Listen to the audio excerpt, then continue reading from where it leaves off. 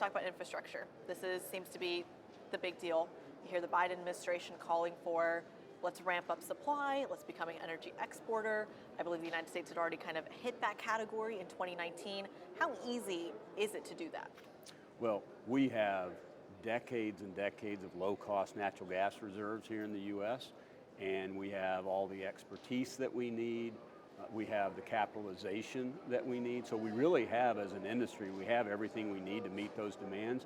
The challenge that we've had, and that challenge has been getting bigger and bigger and bigger, is building out large-scale pipeline infrastructure in particular, just because there's been so much opposition, particularly from the NGOs, and as well, I would say we've had a lack of support from the administration in helping overcome some of the issues that we have. But to be fair to the current administration, we were having trouble building pipelines in the Trump administration as well. Okay. So I think it's really important to be clear on that. But we really need, right now, we really need a FERC, for instance, and a Department of Energy that are really supportive of getting the infrastructure built, not just standing back and saying, well, we're doing what we can. We really need them to think about how they can be constructive, because there is a lot of local opposition a lot of times to pipelines, and particularly a lot of the NGOs. And it's really been centered around this concept of saying no more fossil fuels, period. Well, if we had a way to go do no more fossil fuels, we wouldn't be having the problems we're having in Europe right now, by the way. Right. Well, we can't just snap our fingers and say no more fossil fuels. We have to have a plan, not just a hope. And so natural gas is such a powerful tool in terms of meeting really all the boxes, whether it's affordability of energy, which is going to continue to be a really critical issue, whether it is reliability of energy, which here in the state of Texas, people understand what that means given what happened last year this time. And in terms of low carbon emissions and really helping decarbonize our heavier fuel sources. So you mentioned in particular the infrastructure, that you are looking for more support from the Biden administration. Right. Why do you think there's that resistance when it comes to the Biden administration and the Trump administration before, as you pointed out? Yeah, I think the Democratic Party obviously has its very strong left, from Elizabeth Warren and Ed Markey, so you name it, there's this AOC, there's a lot of very strong left that continues to hold the Democratic Party captive from my perspective. And so I just think they're having a hard time really being able to move off what has been kind of this mantra of we're going to be clean tomorrow, it's all going to be renewable tomorrow. Yeah. And so I think that's kind of got that party captive. I think it's going to be very interesting now where there's so much focus on this issue and people start looking around and saying, well, yeah, you're right, why does natural gas not work?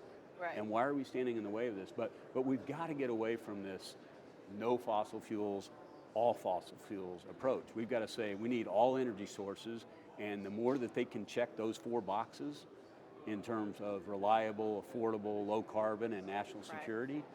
If they can meet those 4 boxes, we ought to all be getting behind that. Yeah. And so it's not just the administration. It's the NGOs that stand in the way of being able to reduce emissions around our country as well. One of the topics you brought up was Europe in particular. We had a Bloomberg scoop that Europe is now aiming to cut their dependence on Russian gas by 80% by the end of the year. Critics of that have said it's not possible. You can't do that in less than 5 years. Yeah. And they're looking to do it by the end of the year. How can the American LNG picture really ramp that up, the export supply to Europe, really build that partnership? Yeah, well, to be fair, it is going to take time. So that is, I don't think anybody's going to be able to snap their fingers. I mean, these export facilities are big, they're complex, but we have a number of them sitting in permitting turmoil right now as we sit here today. And so, those have got to get supported. It would be fantastic if we would come together and show what we can do as America when we all put our back into it and we all get lined up in one direction. The Williams companies its primary business used to be building pipelines, and during World War II, they built what today is Texas Eastern Pipeline within a year. Went all the way from Houston all the way into New York into Philadelphia Right. within a year.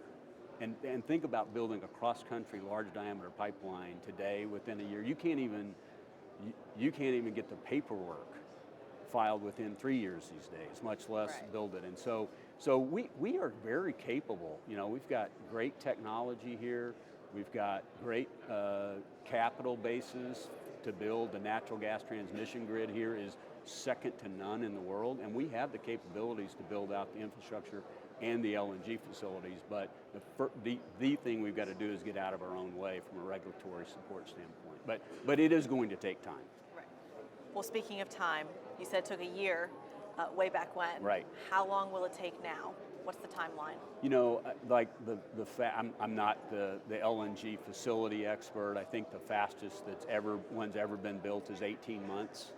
And so, but you know, there's a lot of projects that are already designed. A lot of the equipment's already built. So, you know, I would hope if we really had support that we could do it inside of that.